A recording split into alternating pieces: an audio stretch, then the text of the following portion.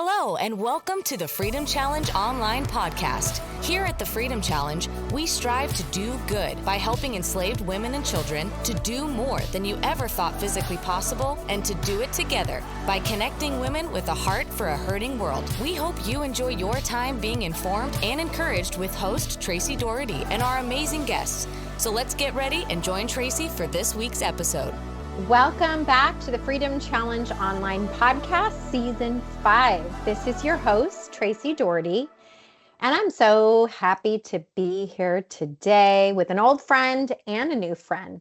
But before we get to that, I want to remind you, the Freedom Challenge is a movement of passionate women in which 2 of them are on this call with me today. And we participate in physical challenges that test our limits while raising funds and awareness to set women and children on a pathway to freedom, essentially disrupting the cycles of oppression and poverty that can lead to human trafficking. So I have invited today 2 wonderful friends who we're going to catch up on what happened just a few weeks ago in Arkansas. And you'll meet Miranda here in a minute, but she is an old friend to me. We've been in each other's lives for many years, starting back with her coming out of high school. She actually was a part of seeing the Freedom Challenge come to life, was a part of the staff at the Freedom Challenge, and is now an ambassador, and was a very significant galvanizer to the event that we're going to talk about, the Arkansas Challenge. And now I have a new friend, Joy, which I have to say, you may even see on her face, she is beaming with light and joy and vitality.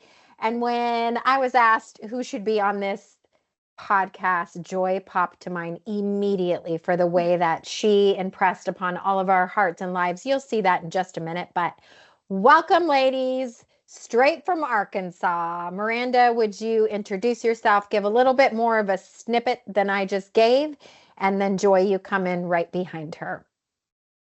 Yeah, it's such a joy to have hosted my first time as an ambassador, being on the other end. Used to be the challenge coordinator for the Freedom Challenge, and worked with so many of you listening who have been ambassadors or just wanting to bring a regional challenge to your area. And now to be on the other side to work with Daria and Tracy and start a new thing here in my new homeland. So yes, I'm Miranda. I lived in California most of my life. That's how I knew Tracy. Her and her husband were the pastor of the church that I went to our high school group in and worked on staff. And now we've been in Arkansas for 3.5 years. My husband, Joey, and I have 3 kids, and we own and operate Sacred Pines, which is actually where we were able to host the celebration dinner and some of the ladies who traveled in. And it's a hospitality venue. We have tree houses and tiny homes and cabins and wedding venue and a pavilion, and we do events for the community and everything. So it's been a wild faith journey since we're here. Some of you listening have known me in my what feels like such a past life, and now in this new life. And so it was so fun to bring both worlds together for this event. Miranda, I feel like I'm always hitching my wagon to you somewhere, right? Like wherever you are, I'm like, hitch it up.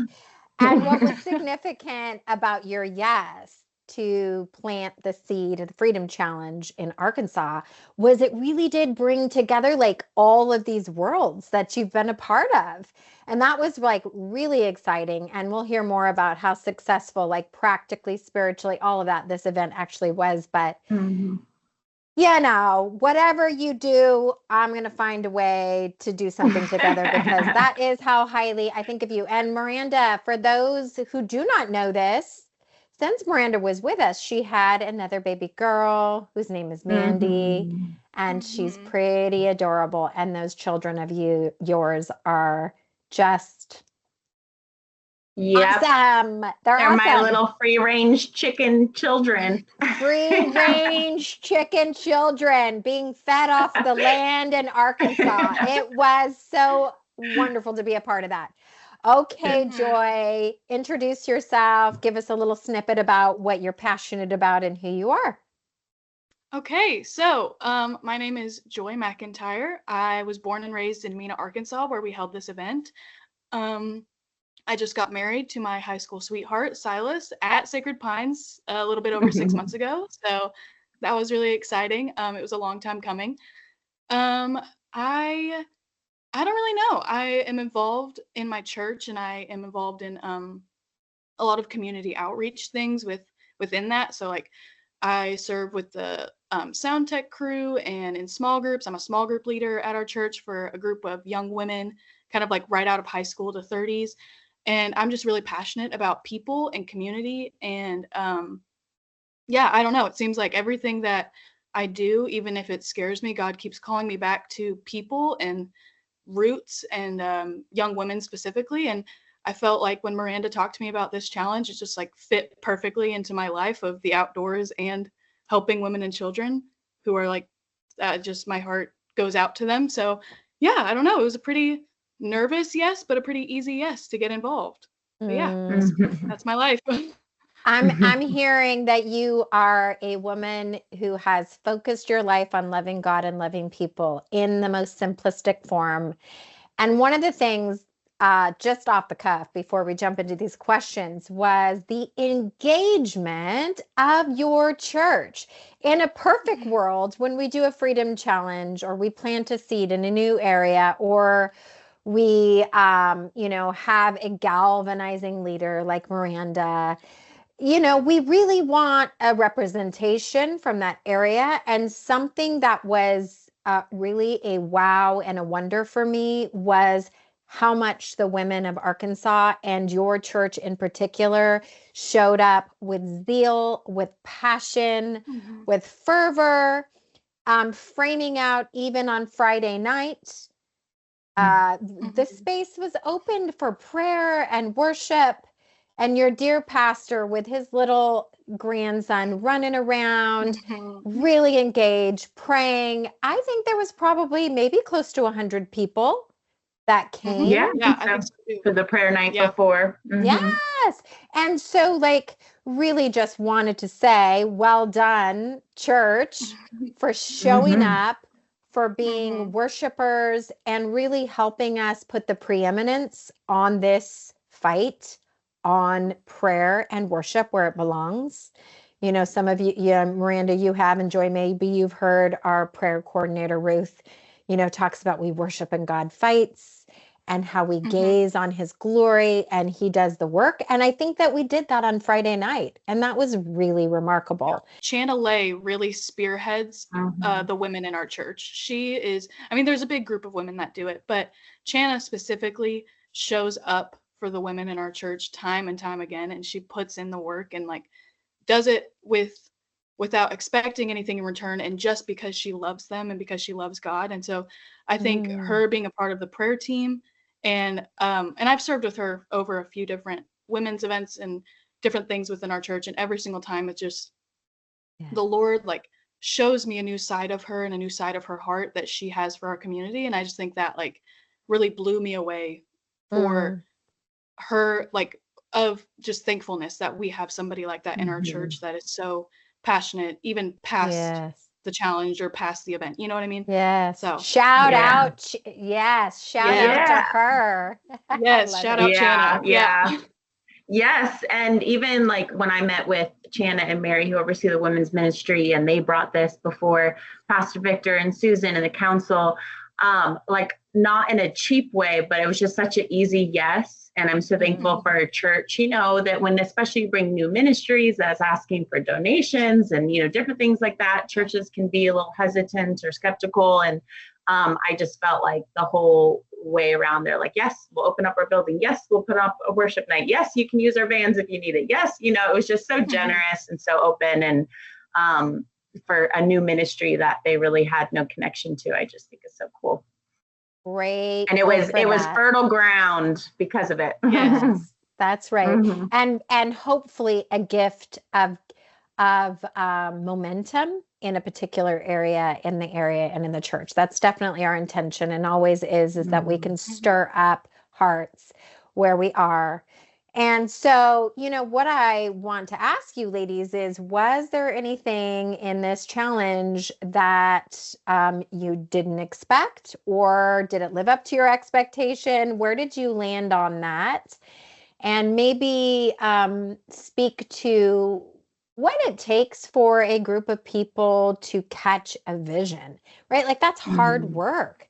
It's Mhm. leaning in. We already just spoke about all the steps it took to prepare the soil to plant the seed. But hey, share a little bit about that from both of your perspective. Maybe start with Miranda, and then Joy, you can share from your vantage point.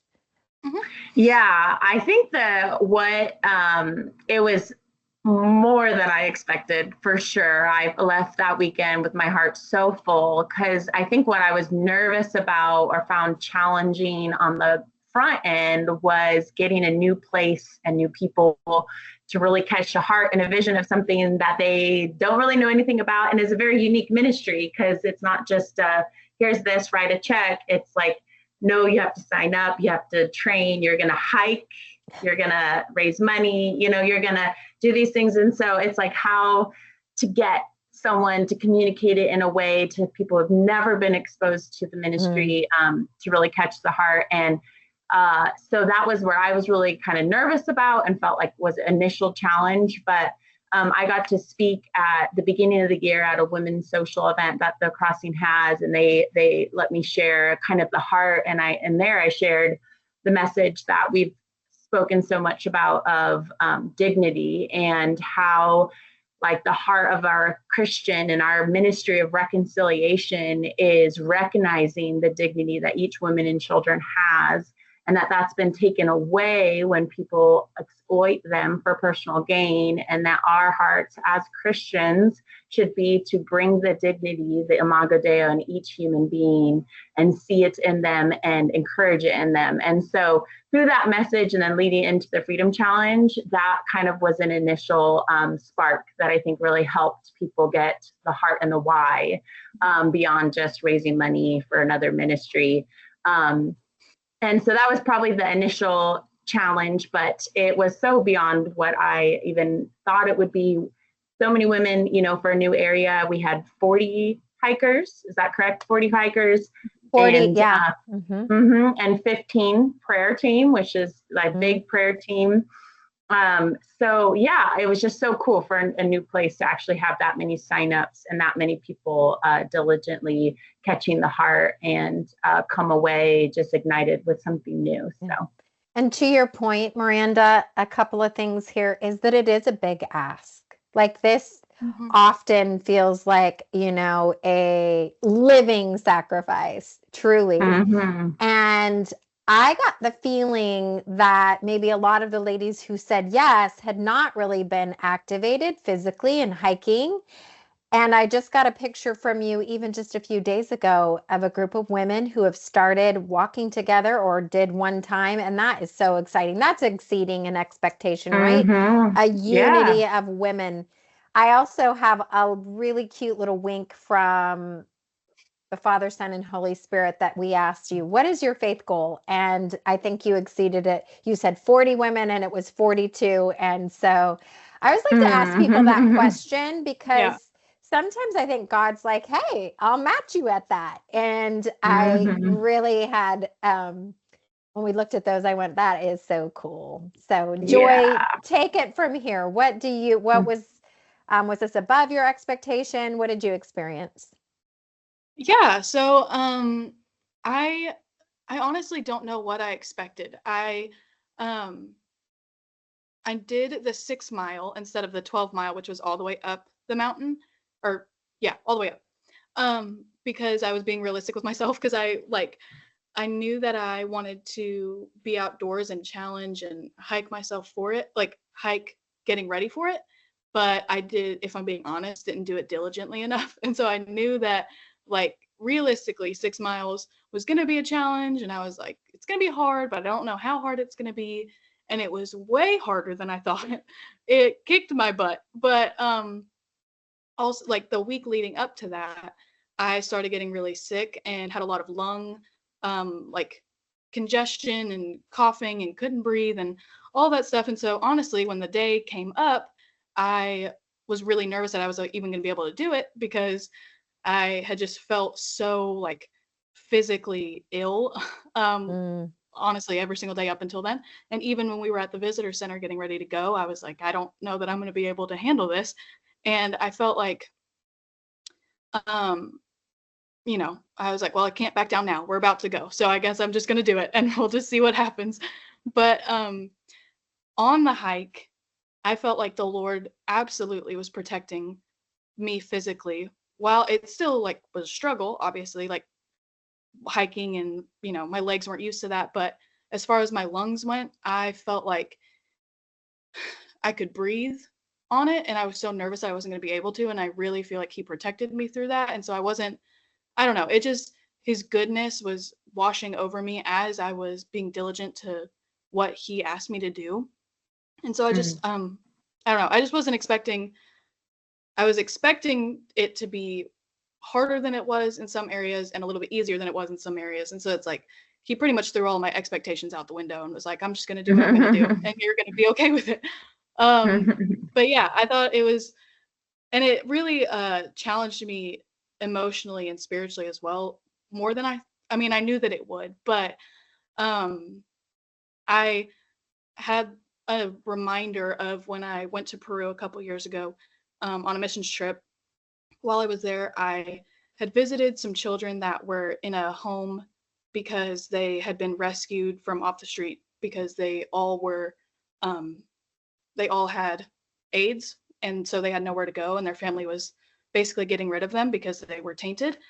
And so they were in this orphanage that we got to go visit, and that is a whole other story. And it kind of, I think, started my heart for this kind of ministry, because it just wrecked me in a million ways. But it also reminded me that even in my struggle here in the US and like in Arkansas and the things that I go through in my daily life, there's still so much of the Lord's blessing over it.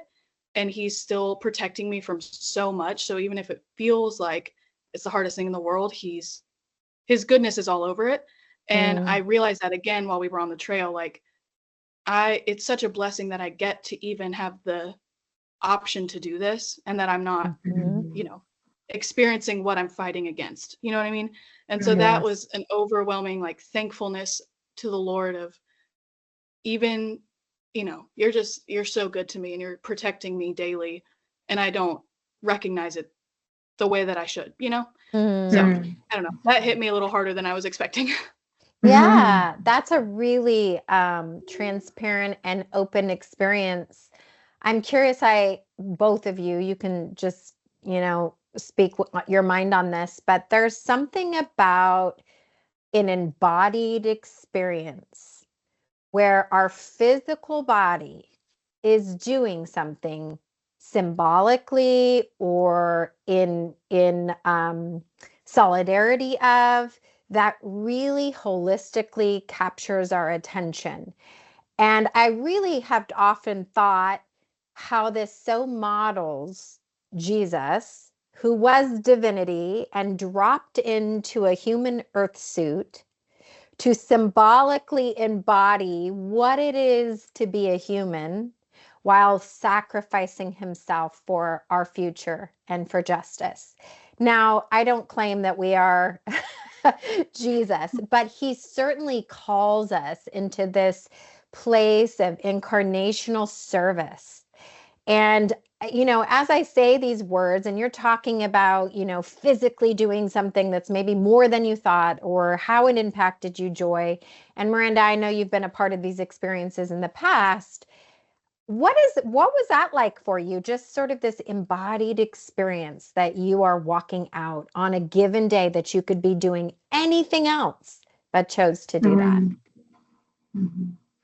Yeah, I mean, God's been speaking a lot to me. I've had the blessing to be a part of this ministry for almost 10 years now, but I recently been reading in the Bible in a lot of different places, and there's so many things where I'm like, wow, that's so interesting. Like when the Israelites were fleeing Egypt and they needed to cross the Red Sea, Moses had to lift his staff. Like God didn't just part the Red Sea. There was like this physical act that then created, a sign and a wonder in God's power to move. Or Moses had to raise his hands for them to defeat the Amalekites. And when they lowered, they were. And I was just so interesting that there is something within the realm of our physical and our spiritual that when they marry together and work together, God will is able to be on earth as it is in heaven. And so I just think it's so powerful. And it meant I've thought that before on hikes, but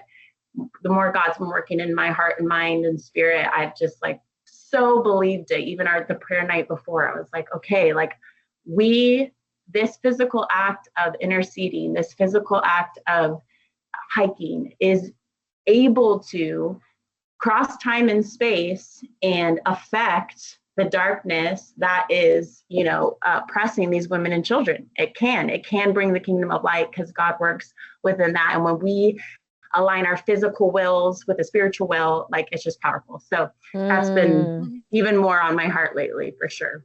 Great illustrations with the lifting of the arms and so forth. Joy, do you have anything you want to add to this conversation in your experience with this? Yeah, I have been thinking a lot about it leading up to the hike and especially after the hike. And we have created a group to keep going out and walking and praying together. And it's we call it our spiritual walk with the Lord, right? But it's putting the physical act to it. It's no, we're literally walking with the Lord. It's complete surrender of your whole self. My body, I think in our culture, we can sometimes think that it's in our control if it's physical and it's my physical body.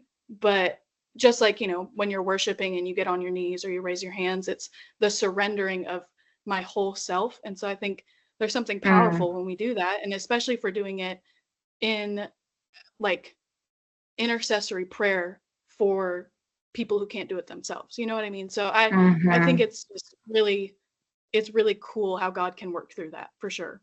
Well, and just to think about a Trinitarian God, Father, Son, and Holy Spirit, who made these beings that are spirit, soul, and body, who made us to activate and walk with him more than just thinking about or a mental assent or understanding, but a full experience as a human.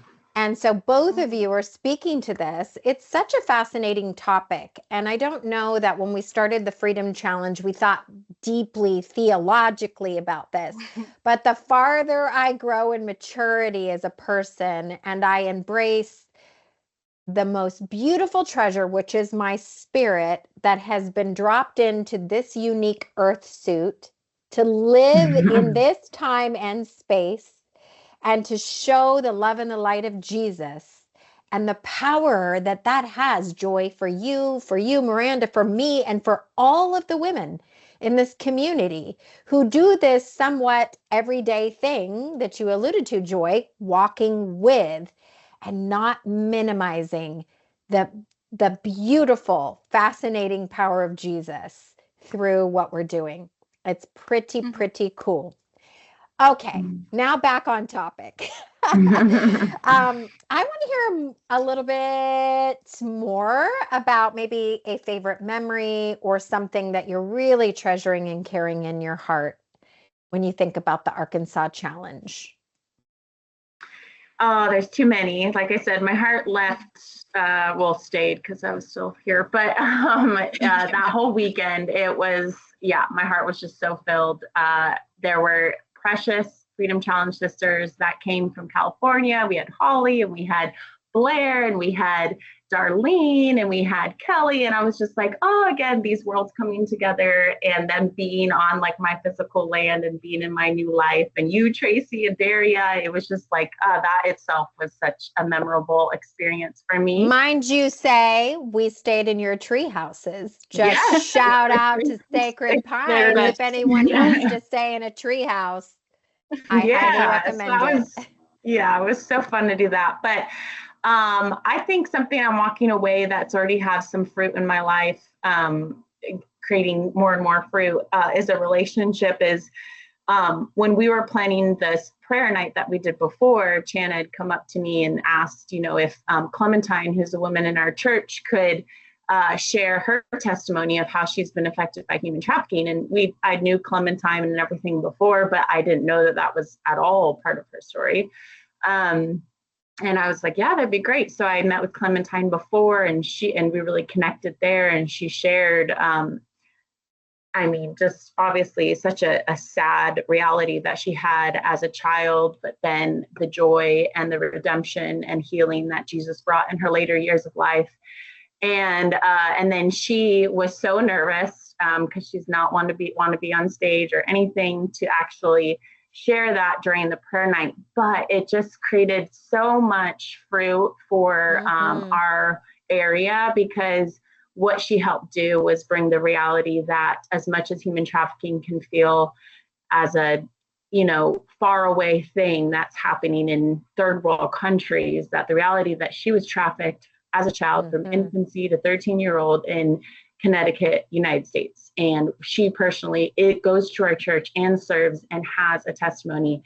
And anyways, we've just created such a sweet friendship and encouragement. She just encouraged the heck out of me on Sunday and made me cry. And, I just, I'm very thankful for that. That would have never came up. I don't think I would have ever fully known, unless this event would have happened.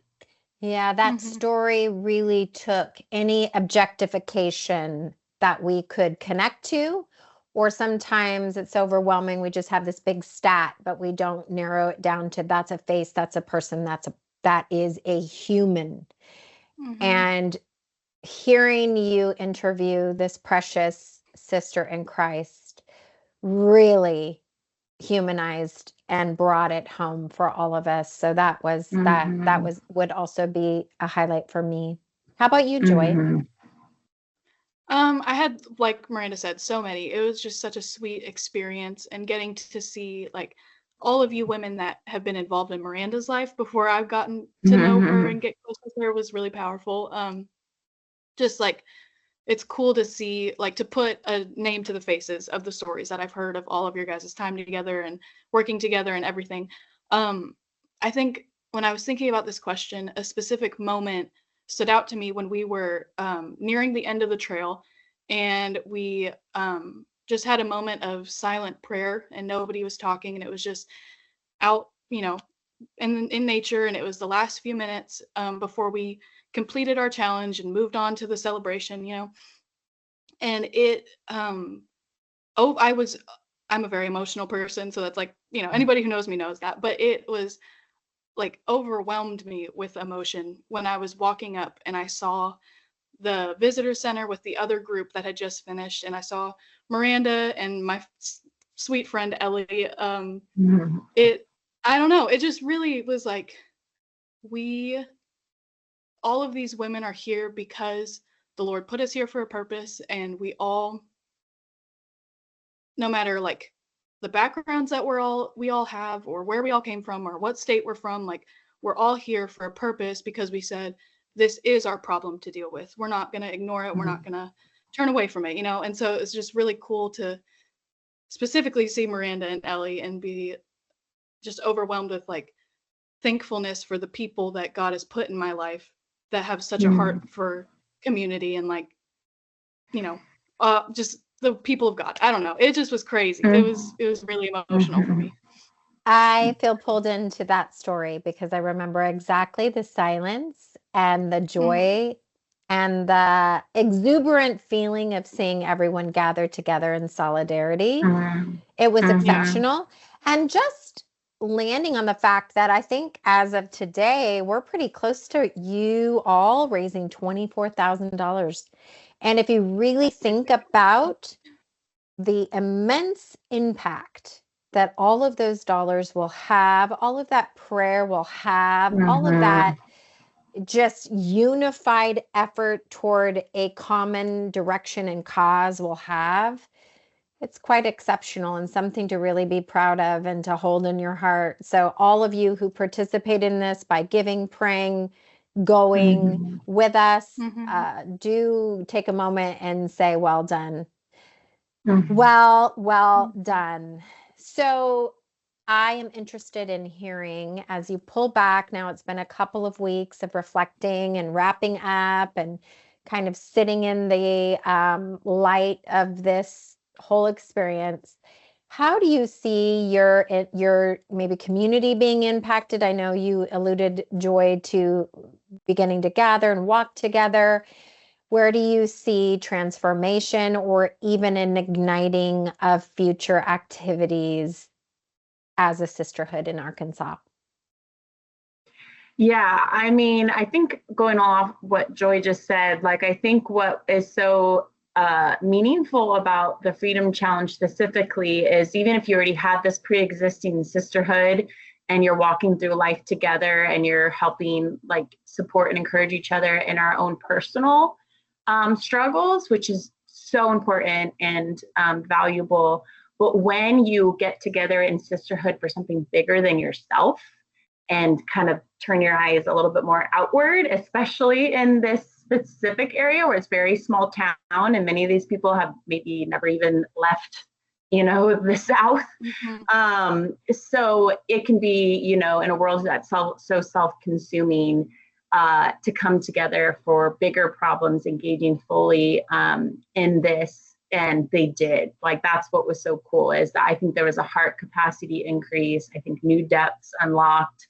So many of them just said, like, I just have this fire inside of me and I don't know what God's going to do with it, but it's burning. And so it was just cool to see that God igniting hearts for things that can help shift our eyes. And I think when we look beyond even our own circumstances, like Joy was talking about in the beginning, and realize how good we do have it, it helps bring contentment, helps bring gratitude, and it helps bring a burden to continue to bring the gospel in places that need transformation, so that these injustices that are so much, more horrid than what we face in America are being addressed, and people are being freed from these really oppressive darkness. So I just so believe in these challenges, and I am seeing the impact that I've seen before, but in a really sweet way in a new area. And I'm excited to see what God continues to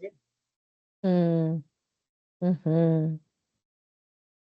Yeah, I think I agree with everything Miranda said again. And I think the night that Clementine shared her story started the change. And it almost seemed like a physical shed happened for her, where she was just filled with like joy and comfort in her church family, and she's always been involved, but the longer that she was up there talking, the more she was opening up and sharing and smiling. And I think her sharing that brought a realness to like a tangible, like you said, face to the problem.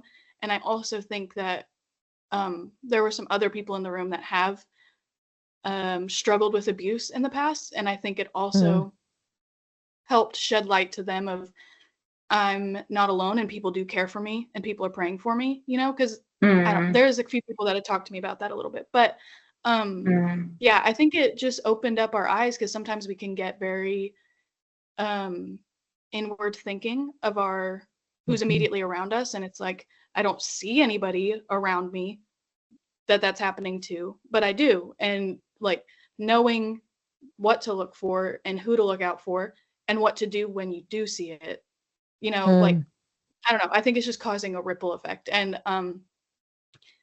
like it's getting the conversation going in a place where it wasn't happening, So That's good. Yeah. I think the Lord's still moving with us for sure in that area too. I want to keep stoking the fire. One of the things that in specific, Joy, I wanted to speak to you about stoking the fire. I heard you on that celebration dinner there at Sacred Pines when we gathered there in that meeting space that was so beautifully supplied by Miranda and Joey and the team there, was your burden for your generation and your heart for young people to engage in things like this, and even little bit of, I don't want to say discouragement, put words in your mouth, but just a longing to see your generation step up and step in and be a part. So maybe I would invite you, and Miranda, if you would like to say something too, just give us a little snapshot into why this would be valuable into that maybe mid-teens up into mid-20s. Like what would you exhort that part of, women to lean in, and how would it benefit them? Yeah. So I think when we started signing up for the challenge and I was talking to people about it, I noticed that a lot of girls my age were not as, I think they were a little bit more standoffish to it, and I didn't really understand why. And then I noticed on the actual hike there was only a handful of girls that were in my like age range. And yeah, I think it was a little bit like, not, I don't know. It was just maybe discouraging is the word, just because I think that our generation wants something to believe in and they want something to fight for, but it's not always directed in the right way. And I think when you can turn that over and let God use it, he can use it in this, capacity. And like I think sometimes can think, well, if I'm not going to go to Moldova physically, then there's nothing I can do to help. Or, you know, I am a college student and I only have so much money and I can't do anything. Like I can't physically or monetarily participate because of whatever. And it's like, I think that sometimes it can be used as an excuse more than an actual reason. So I think, I don't know. I think it just, I am passionate about young people fighting for young people. And I worked in youth for, I think, like 3 years. And there's something powerful about watching a student walk over and pray with another student. It's like, I am putting my image aside, I'm putting my insecurity aside, my thoughts aside, whatever, and I'm physically walking over and praying with you, and I'm seeing you, and we're the same age and we're going through the same thing, or we're in the same part of life. And it's like, I get to live in Mena, Arkansas with my sweet husband and my friends and my family, and there are 21, 22-year-old women across the world and in my hometown that don't get that. And I want to fight for that 22-year-old to be able to come with me to coffee, or be able to get to have their freedom and their childhood and their innocence redeemed, And so I think starting it with young people fighting for young people I just think there's so much power in that. And I don't even know fully what God is revealing in that for me, but I have a heart for it, and for young moms specifically too, and just children. And I think redeeming life sooner rather than later is the goal. Amen. Amen. Yes. Yeah. Joy, thank you for sharing. I join you in that passion to see young people not minimizing their voice, their involvement, their what they would see as meager funds, but bringing it like that young boy who had just a few fishes and loaf, and say, I'm passionate for you, Jesus. How will you make this more? And those are really wise words that I'm going to hold on to. And I ask you, we may engage you more on how the Freedom Challenge can be more intentional in being stirring the flame of what is happening in that young generation, because it's really, really important. And you hold a piece to that. So thank you for sharing. Okay. What would be one word to describe your experience with the Freedom Challenge? It could be one word, it could be one sentence, but for the sake of just you expressing yourself, a word or a sentence? My one word to describe the experience of this Freedom Challenge, I've been able to participate in a lot, but I just walked away really grateful just for it all, for sure. Yeah, I think it's cheesy, but I think challenged. Like it challenged me then and it challenges me now. He's continuing to challenge me, and he's not, he's not letting it be a church camp high. You know what I mean? He keeps poking at it, and he keeps it going. And I I just can't get away from it. So I guess I got to keep going, So, challenge I love for sure. it. My word Mhm. for this challenge would be surprised. I had Mm. come from India Yeah. and Malaysia and arrived in Arkansas, and I was a little glazed over in my soggy brain, and I went, whoa! And I love it when I'm surprised. That is so Mhm. cool. And one last thing before I just kind of sign off and thank you ladies for joining me today is, we are a part of Operation Mobilization. We are a ministry that engages the hearts and the hands of women. And the mission of OM is vibrant communities of Jesus followers amongst the least reached. And we, the Freedom Challenge, get to see vibrant communities of Jesus followers amongst the least reached, which is women and marginalized women and oppressed women. That's even like the least reach of the least reached.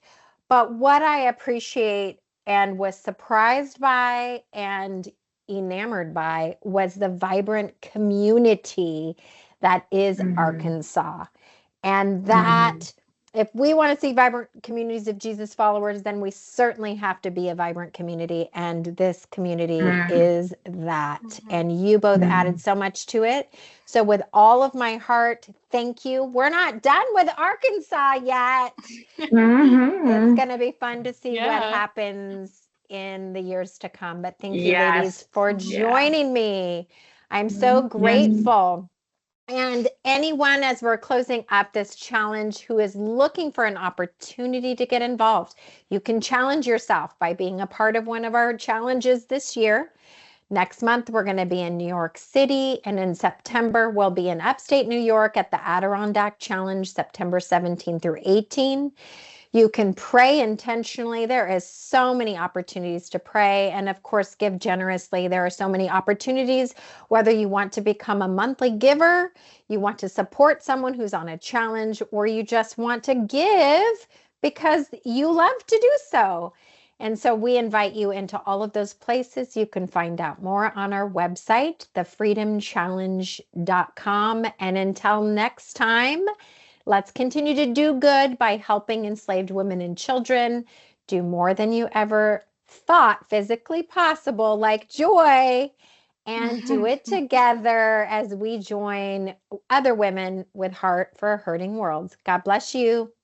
For listening to the Freedom Challenge online podcast. If you liked what you heard, join the fight to set women and children on a pathway to freedom across the globe. We are a proud ministry of Operation Mobilization USA and encourage you to learn more at thefreedomchallenge.com and omusa.org for how you can get involved. Follow us on Facebook, on Instagram at the FCUSA, and don't forget to subscribe and leave a review to let us know what you think. We'll see you next time.